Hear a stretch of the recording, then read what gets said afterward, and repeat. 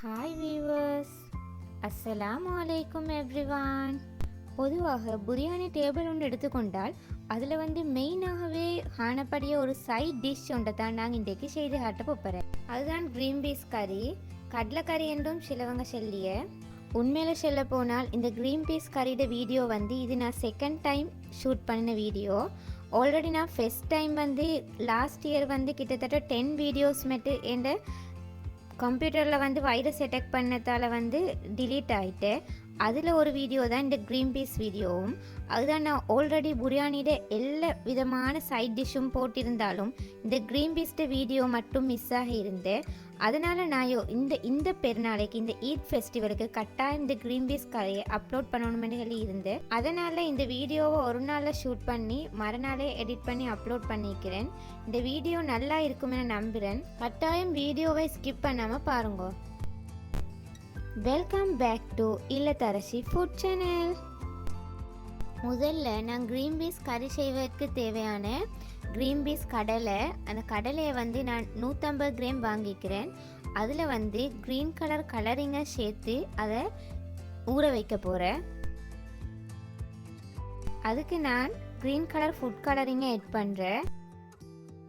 கூடவே போதுமான அளவு தண்ணியை ஊற்றிக்கொள்கிறேன்.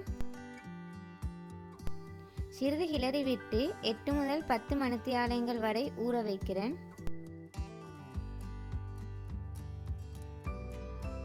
10 மணித்தியாலங்களின் பின்னர் எடுத்து பார்த்தா நன்கு ஊறி பெருத்துள்ளது. அதை அவதானிக்க முடியும். இப்போ நாங்கள் நன்கு ஊறிய கடலையை எடுத்து அவித்து எடுத்துக்கொள்வோம்.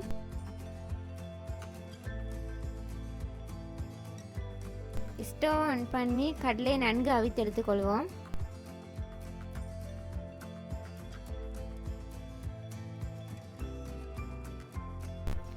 இப்போ இது நன்கு கொதித்து கொண்டிருக்கிறது.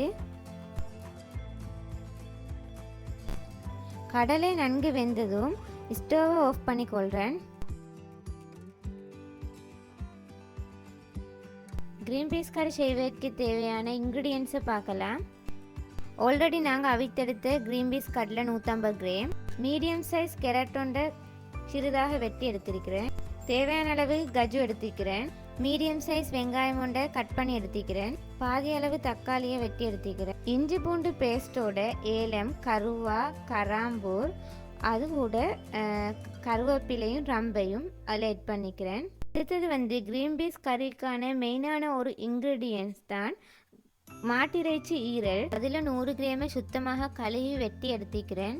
நறுக்கிய மிளகாய் உண்டு, சீரகத்தூள் 1 டீஸ்பூன், மஞ்சத்தூள் 1/2 டீஸ்பூன், கொச்சிக்கத்தூள் 1/2 டீஸ்பூன், அதே நேரம் சிறிதளவு மசாலாத்தூள், கூடவே தண்ணிப்பால் 1 கப்பும் தலைப்பால் 1/2 கப்பும் எடுத்துக்கிறேன். வாங்க செய்முறைக்கு போவோம். ஸ்டவ் ஆன் பண்ணி பேனை வைங்க. பேன் சூடானதும் 2 டேபிள் ஸ்பூன் ஆயில் ஆட் பண்ணிக்கோங்க.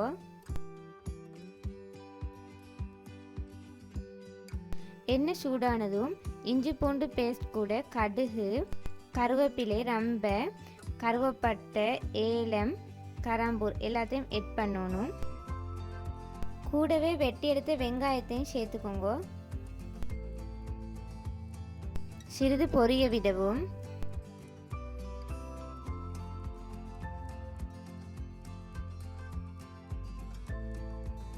பொரிந்து வரும்போது நன்கு வாசனையாக இருக்கும்.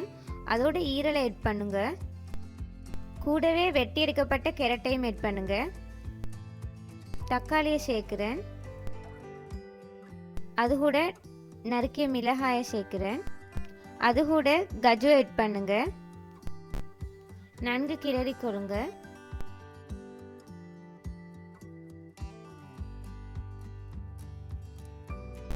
மசாலா தூள்கள் எல்லாத்தையும் ஆட் பண்ணுங்க.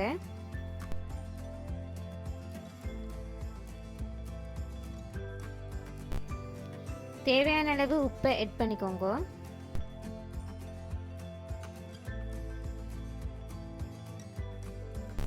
லிட்டால க்ளோஸ் பண்ணி சிறிது நேரம் நன்கு வேக விடவும்.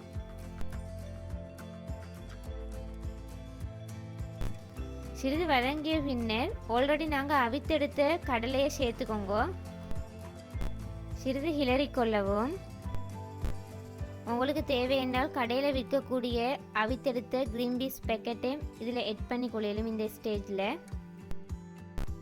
அதோட 1 கப் தண்ணிப்பாலை எட் பண்ணுங்க.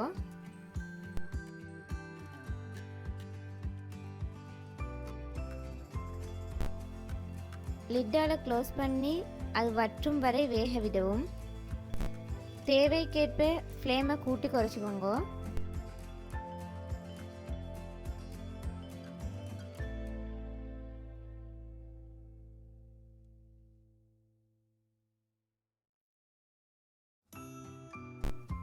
இடையிடையே திறந்து சிறிதளவு கிளறி கொள்ளவும்.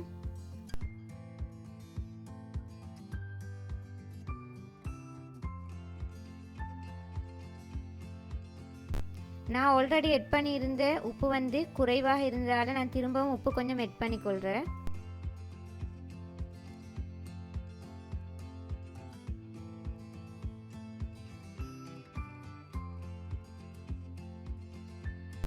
திரும்பவும் லிட்டை க்ளோஸ் பண்ணி வற்ற விடவும்.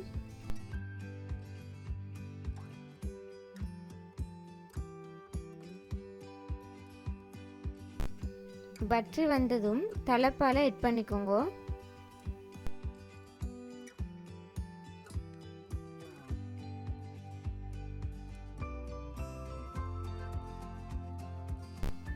தலைப்பாலை எட் பண்ணியதும் ஒரு தடவை கொதித்ததும் ஆஃப் ஆக்கி விடுங்க. கிரீன் பீஸ் கறி ரொம்பவும் பெர்ஃபெக்டான விதத்தில் தயாராகியாச்சு. இதை பார்க்கும்போதே உங்களுக்கும் உங்களோட வீட்டில் இதை செய்து பார்ப்பதற்கு ஆசையாக இருக்கும்.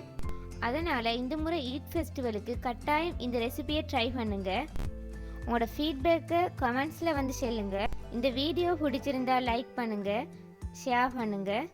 மறக்காமல் இதுவரை எங்களோட சேனலை சப்ஸ்கிரைப் பண்ணாமல் இருந்திருந்தால் இப்போவே சப்ஸ்கிரைப் பண்ணிடுங்க. அப்போ தான் நாங்கள் போடுற வீடியோவை உடனுக்குடன் உங்களுக்கு பார்க்க முடியும். இதுபோல் மற்றொரு வீடியோவில் சந்திக்கும் வரை இது உங்கள் இல்லத்தரசி.